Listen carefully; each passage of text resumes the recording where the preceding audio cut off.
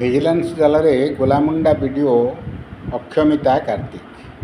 ଗୋଲାମୁଣ୍ଡା କଳାହାଣ୍ଡି ଜିଲ୍ଲା ଗୋଲାମୁଣ୍ଡା ବିଡିଓ ଅକ୍ଷମିତା କାର୍ତ୍ତିକ ଗତକାଲି ଭବାନୀପାଟଣାରୁ ମିଟିଂ ସାରି ଗୋଲାମୁଣ୍ଡା ଫେରୁଥିବା ସମୟରେ ଜୟପୁର ଭିଜିଲାନ୍ସ ଓ କଳାହାଣ୍ଡିର ମିଳିତ ଉଦ୍ୟମରେ ଏକ ଟିମ୍ କୌଣସି ସୂତ୍ରରୁ ଖବର ପାଇ ଜାତୀୟ ରାଜପଥ 26 ନିକଟରେ ବିଡିଓଙ୍କ ଗାଡ଼ି ଅଟକାଇ ଭିଜିଲାନ୍ସ ଅଧିକାରୀମାନେ ଯାଞ୍ଚ କରିବାରୁ ଗାଡ଼ିରୁ 4,29,000 ଟଙ୍କା ଜବତ ହୋଇଥିବା ସୂଚନା ମିଳିଛି।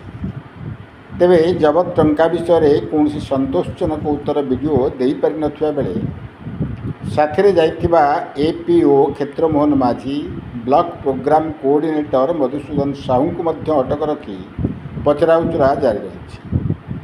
ସୂଚନାରୁ ପ୍ରକାଶ ଯେ କାର୍ତ୍ତିକଙ୍କ ପୈତୃକ ଘର କୋରାପୁଟ, ଭୁବନେଶ୍ୱର ଏବଂ ରାୟଗଡ଼ାଠାରେ ଚଢ଼ାଉ ଜାରି ରହିଛି।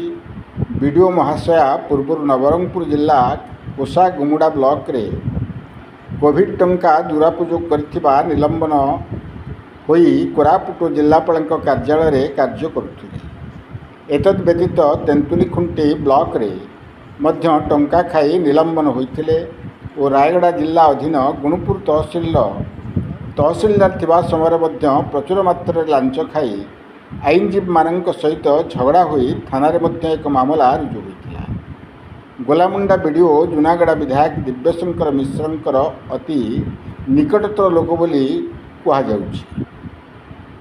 ତେବେ ଜୁନାଗଡ଼ ବିଧାୟକ କୋରାପୁଟ ଜିଲ୍ଲାର ପର୍ଯ୍ୟବେକ୍ଷକ ଥିବାବେଳେ ଏହି ଲାଞ୍ଚୁଆ ବିଡିଓଙ୍କୁ ନିଜ ନିର୍ବାଚନ ମଣ୍ଡଳୀର ଗୋଲାମୁଣ୍ଡା ବ୍ଲକର ଦାୟିତ୍ୱ ପ୍ରଦାନ କରିଥିଲେ। କଳାହାଣ୍ଡି ଜିଲ୍ଲାରୁ ପରମାନନ୍ଦ ଠାକୁରଙ୍କ ରିପୋର୍ଟ, କ୍ରାନ୍ତିଧାରା ପ୍ଲସ୍।